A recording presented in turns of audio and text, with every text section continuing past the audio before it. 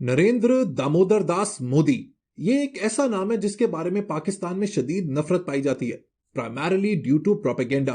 कभी हम उसको चाय वाला कहते हैं, कभी उसको बुचर ऑफ गुजरात कहते हैं और कभी कुछ और। लेकिन सच्चाई ये है कि इस चाय वाले ने इंडिया को उन ऊंचाइयों तक पहुंचा दिया है जिसके बारे में कोई सोच भी नहीं सकता था। 2014 से अब तक नरेंद्र मोदी ने इंडिया को दुनिया की टॉप परफॉर्मिंग इकोनॉमी बना दिया है। अपने विजन की बेसिस पर ही has taken his country to the next level. आज से 10 साल पहले हम लोग अपने इकोनॉमिक और सोशल स्ट्रक्चर को इंडिया से कंपेयर करते थे और हमें लगता था कि शायद हमारे पास कहीं ना कहीं एज भी मौजूद है। लेकिन अगर आप फैक्ट्स पे, स्टैट्स पे और नंबर्स पर नजर दौड़ाएं तो you will get to know कि we are out of the game and we have missed the bus. Pakistan India से बहुत पीछे रह गया है। आज की वीडियो को बनाने का मकसद है मोदी के जरिए पाकिस्तान के पॉलिटिशियंस को आईना दिखाना, जो बातें तो बड़ी बड़ी करते हैं लेकिन एक्शन कुछ भी नहीं है। लेकिन इस एनालिसिस को स्टार्ट करने से पहले मैं आपको एक डिस्क्लेमर देना चाहता हूं। मैंने पिछले 4-5 साल में बार बार आपको एक चीज सिखाई है और वो है रैशनैलिटी ऑफ थॉट, मंतक यानी logic, objectivity and belief in facts only. Almost हर दूसरी वीडियो में मेरा आपको ये मैसेज होता है कि जिंगोइज्म पे, बयानबाजी पे, रेटरिक पे और रैंटिंग में बिलीव ना किया करें। जब भी आपके सामने कोई इश्यू आए तो उसको ऑब्जेक्टिवली एनालाइज किया करें विदाउट एनी बायस, चाहे वो आपका दुश्मन हो या दोस्त। आज की वीडियो का मकसद है नरेंद्र मोदी की परफॉर्मेंस का एनालिसिस करना। आई डोंट केयर उसके बारे में नवाज शरीफ, इमरान खान, जरदारी या बिलावल क्या सोचते हैं। याद रखिए कि जब तक हम लोग फैक्ट बेस्ड एनालिसिस नहीं करेंगे हम लोग कभी भी अपने फेलियर से नहीं सीख सकेंगे। With that let's get started.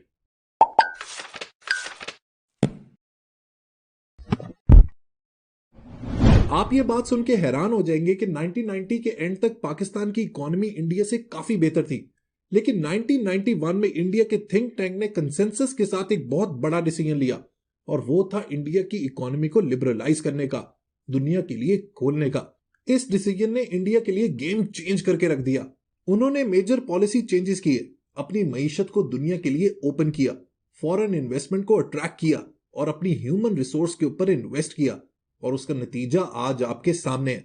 अब इस थॉट को दोस्तों आपने पकड़ कर रखना है, याद रखना है, क्योंकि वीडियो के लास्ट में मैं आपको बताऊंगा कि क्यों पाकिस्तान की जो आज की सिचुएशन है वो 1991 वाले इंडिया से मिलती जुलती है and how can we make the best use of it. Coming back to Modi, तो मोदी साहब 2014 में आए थे पावर में with the promise to turn India around. अब जो स्टैट्स मैं आपके सामने रखने वाला हूं ना, उसके बाद आपको खुद अंदाजा हो जाएगा कि इज ही सक्सेसफुल और नॉट। सबसे पहले देख लेते हैं जीडीपी को। दोस्तों कभी भी आपने किसी मुल्क को देखना है ना कि वो कामयाब है या नहीं, तो आपने उसका ग्रॉस डोमेस्टिक प्रोडक्ट यानी कि जीडीपी देखना है। जीडीपी होता है एक मुल्क में पैदा होने वाली तमाम गुड्स और सर्विसेज की डॉलर वैल्यू। तो 2014 में जब मोदी गवर्नमेंट में आए उस वक्त इंडिया का जीडीपी था 1.3 ट्रिलियन डॉलर्स, जो 2022 में बढ़ के हो चुका है 3.1 ट्रिलियन डॉलर्स, यानी कि उसने इकोनॉमी को डबल से भी ज्यादा ग्रो कर दिया है। This is absolutely amazing. अब यहां पर कभी कभी मैं पाकिस्तान का भी कंपैरिजन करता रहूंगा ताकि आपको नंबर्स की सेंस मिलती रहे। तो अगर पाकिस्तान का जीडीपी देखें 2014 में तो वो था 244 यानी कि 244 बिलियन डॉलर्स और 2022 का रिपोर्टेड नंबर था 376 बिलियन डॉलर्स। सो 2014 से पाकिस्तान की ग्रोथ परसेंटेज रही 54%, जबकि इंडिया की ग्रोथ परसेंटेज रही 138%। अब दोस्तों याद रखें कि जब भी किसी भी मुल्क का जीडीपी बढ़ता है तो लोगों की डिस्पोजेबल इनकम भी बढ़ती है, उनकी सैलरी भी बढ़ती है, जितने पैसे वो महीने में कमाते हैं उसमें इंक्रीज होता है, जिसको कहते हैं जीडीपी पर कैपिटा। 2014 में इंडिया का जीडीपी पर कैपिटा था $965 यानी कि $965, जिसको अगेन 2022 तक मोदी ने डबल से भी ज्यादा कर दिया। करंटली इंडिया का जीडीपी पर कैपिटा है $2256। इसका सीधा सीधा मतलब यह है कि अगर 2014 में एक एवरेज इंडियन 50,000 रुपए कमाता था तो इस वक्त उसकी तनख्वाह है 1,16,500 रुपए। That's an increase of 133%, which is excellent. दूसरी तरफ पाकिस्तान का जीडीपी पर कैपिटा 2014 में था $1173, जो 2021 और 22 में हो गया $1505। That's an increase of 28%। कहां 28% और कहां 133%। ये जो 28% भी है ना, क्योंकि इन्फ्लेशन 40% है, तो एक्चुअली में पाकिस्तानी की जो इनकम है वो डिक्रीज हो चुकी है। फॉरेन एक्सचेंज रिजर्व्स की बात करें तो इंडिया के 2014 में फॉरेक्स रिजर्व्स थे $303 बिलियन, जो इस वक्त हैं $578 billion. If you look at Pakistan तो हमारे 2014 में फॉरेक्स रिजर्व्स थे $15 बिलियन, जो इस वक्त कम होकर रह गए हैं $8.7 बिलियन। इसमें मैंने स्टेट बैंक और कमर्शियल बैंक्स दोनों के रिजर्व्स को ऐड कर लिया है। कहां $578 बिलियन और कहां सिर्फ $8.7 बिलियन। इससे पता लगता है कि इंडिया की एक्सपोर्ट्स कितनी तगड़ी हैं, इंडिया के रेमिटेंसेस भी कितने स्ट्रांग हैं और बैलेंस ऑफ ट्रेड कितना जबरदस्त है। एक्सपोर्ट्स की बात करें तो 2014 में इंडिया के एक्सपोर्ट्स थी $231 बिलियन, जो इस वक्त $670 अरब तक पहुंच चुकी हैं। That is colossal. Comparatively Pakistan की 2014 में एक्सपोर्ट्स थी $24.7 बिलियन और 2021-22 में ये बढ़कर होगी $31.5 billion. Hardly an increase of 27% versus 190% of India. Inflation यानी महंगाई की बात करें तो करंटली इंडिया का इन्फ्लेशन रेट है सिर्फ 5.6% यानी कि 5.6%, जबकि दूसरी तरफ हमारे मुल्क में इन्फ्लेशन रेट यानी कि महंगाई की शरह है 40%। इसका मतलब यह है कि अगर कोई शख्स पिछले साल तक 100 रुपए कमा रहा था तो अब उसकी जेब में सिर्फ 60 रुपए रह गए हैं। यह है चाय वाले का कमाल और यह है हमारे सुपीरियोरिटी कॉम्प्लेक्स के शिकार पॉलिटिशियंस की पॉलिसीज का रिजल्ट।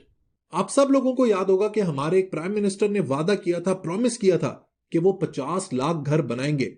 उन 50 लाख घरों का क्या हुआ किसी को कुछ नहीं पता। लेकिन मोदी ने एक जबरदस्त हाउसिंग स्कीम जिसको उसने नाम दिया प्रधानमंत्री आवास योजना का, उसके अंडर ऑलरेडी पिछले 7 साल में 2 करोड़ घर बना चुका है। This is mind boggling and overwhelming. फिर हम लोग कहते हैं कि मोदी को इंडियंस इतना क्यों पसंद करते हैं, क्यों उसको वोट देते हैं। रिजल्ट आपके सामने है, ही वॉक्स हिज टॉक।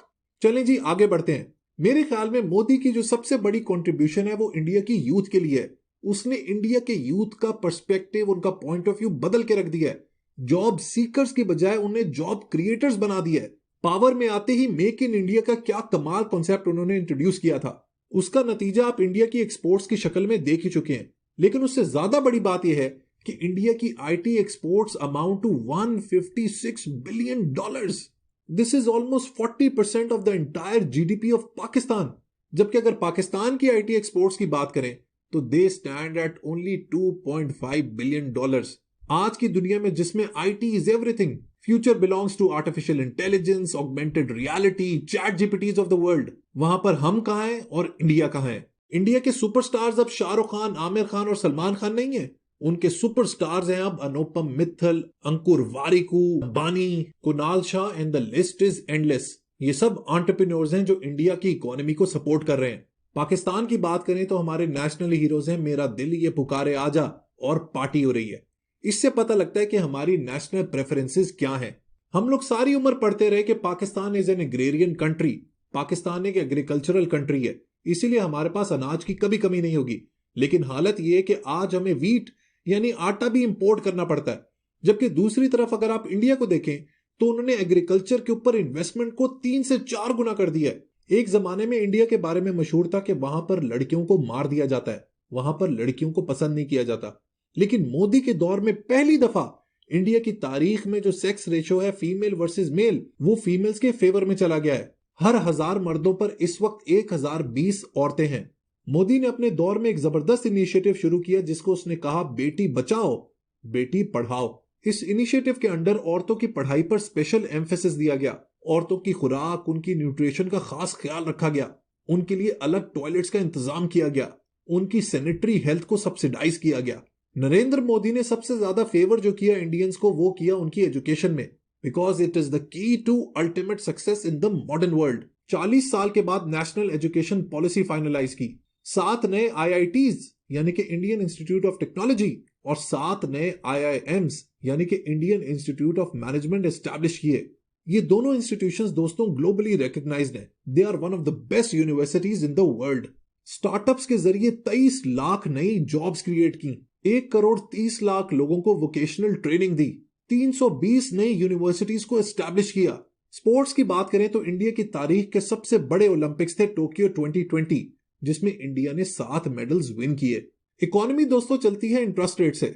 जब इंटरेस्ट रेट कम होता है तो लोग बैंकों के पास जाते हैं पैसे लेने के लिए, जिससे इकोनॉमी ग्रो करती है। हाँ, इन्फ्लेशन होती है but that can always be controlled. जब मोदी पावर में आए 2014 में तो उस वक्त इंटरेस्ट रेट था 10.3%, जो आज की तारीख में 6.65% हो गया है। इसका मतलब यह है कि अगर आपने 20 साल के लिए 30 लाख का लोन लिया है एट 6.65%, तो आपकी मंथली किस्त होगी 22,633 रुपए। यही लोन अगर आप 2014 में लेते तो आपकी किस्त बनती 29,549। इसका मतलब यह है कि आज की तारीख में आपने सेव किए 82,992 रुपीज पर ईयर। आज की तारीख में पाकिस्तान का इंटरेस्ट रेट है 21%। कौन लोन लेगा, कौन फैक्ट्री लगाएगा, कौन इन्वेस्ट करेगा और इकोनॉमी कैसे ग्रो करेगी। अब बात करते हैं डिफेंस की, जो हम पाकिस्तानियों का फेवरेट सब्जेक्ट है। अगर आप डिफेंस एक्सपोर्ट्स की बात करें तो उसमें इंडिया ने क्या कमाल की तरक्की की है। They have shown great numbers. 2014 में इंडिया की डिफेंस एक्सपोर्ट्स थी 1941 करोड़, जो 2021 में बढ़कर हो गई 11,607 crore. That's a staggering 500% growth. At our side defence exports were only $3.82 million, जिसको अगर आप रुपी टर्म्स में कन्वर्ट करें तो ये बनते हैं तकरीबन 1 अरब रुपए। असल में हम डिफेंस एक्सपोर्ट्स के बजाय डीएचए में प्लॉट मिल जाए तो उस पर ज्यादा खुश होते हैं। मैंने आपसे स्टार्टअप्स और एंटरप्रेन्योरशिप की बात की थी, तो दोस्तों India has become the hub of startups in the world. क्या आप जानते हैं कि इस वक्त इंडिया में 100 से ज्यादा यूनिकॉर्न्स हैं। यूनिकॉर्न्स वो बिजनेसेस होते हैं जिनकी वैल्यूएशन $1 बिलियन से ज्यादा होती है। पाकिस्तान दुनिया का आबादी के लिहाज से 5वां सबसे बड़ा मुल्क है, लेकिन हमारे मुल्क में एक भी यूनिकॉर्न बिजनेस नहीं है। ईज ऑफ डूइंग बिजनेस की बात करें तो इंडिया का 2014 में रैंक था 142, जो कम होकर हो गया है 63।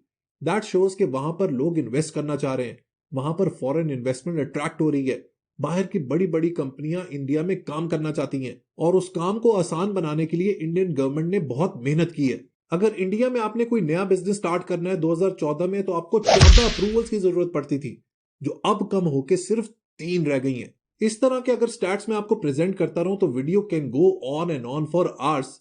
रियलिटी ये है, बॉटम लाइन ये है कि आप उसको चाय वाला कहें या कुछ भी कहें, he is sincere towards India and Indians. इस एक शख्स ने इंडिया की पूरी मिडिल क्लास को उठा के रख दिया। आज पूरी दुनिया में इंडिया के आईटी एक्सपर्ट्स की मांग है। Companies pay through their nose to have Indian resources on board. Google का सीईओ इंडियन, माइक्रोसॉफ्ट का सीईओ इंडियन, अडोबी का सीईओ इंडियन, आईबीएम का सीईओ इंडियन, स्टारबक्स का CEO Indian, and the list goes on and on. हमेशा unbiased होकर सोचा करें कि वो एक इंडियन प्राइम मिनिस्टर है तो वो अपने मुल्क के बेस्ट इंटरेस्ट में ही काम करेगा ना, और जो उसको करना चाहिए। इसी तरह जो पाकिस्तान के लीडर्स होते हैं, प्राइम मिनिस्टर्स होते हैं या मिनिस्टर्स होते हैं, they work in the interest of Pakistan and Pakistanis. Unfortunately हमारे पास कोई ऐसा शख्स आ ही नहीं सका। कौमों को बड़ी बड़ी बातें नहीं चाहिए होती, एक लीडर चाहिए होता है हु वॉक्स हिज टॉक। जो बात वो कहता है उसको करके दिखाता है। ही लीड्स थ्रू एग्जाम्पल।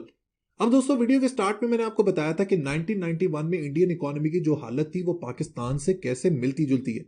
हुआ यह था कि उस वक्त इंडिया की एग्जैक्टली यही हालत थी जो इस वक्त पाकिस्तान की है। Balance of trade crisis, dollar कम होते जा रहे हैं, आईएमएफ का शदीद प्रेशर है। लेकिन इंडिया के जो इंटेलेक्चुअल स्टॉलवर्ड्स थे उस जमाने में, उन्होंने एक कॉन्शियस डिसीजन लिया कि नो मोर ऑफ आईएमएफ। अब वो स्ट्रक्चरल रिफॉर्म्स करेंगे, अपनी इकोनॉमी को बेहतर करेंगे और सेल्फ सस्टेनेबल करेंगे। And the result is in front of you. Pakistan भी ये कर सकता है, only and only if our nation learns to pick people of high moral character. अगर हम मोदी से कुछ सीख सकते हैं तो सीख लें। याद रखें, किसी से कुछ लर्न करने में इंसान छोटा नहीं हो जाता, चाहे उसके साथ आपका कैसा भी रिलेशनशिप हो। You should be very very flexible, and that's how progressive Nations think. Video पसंद आई हो तो लाइक बटन जरूर प्रेस कीजिएगा। Until next time, let's read, learn, progress, and self-actualize. Let's read Pakistan.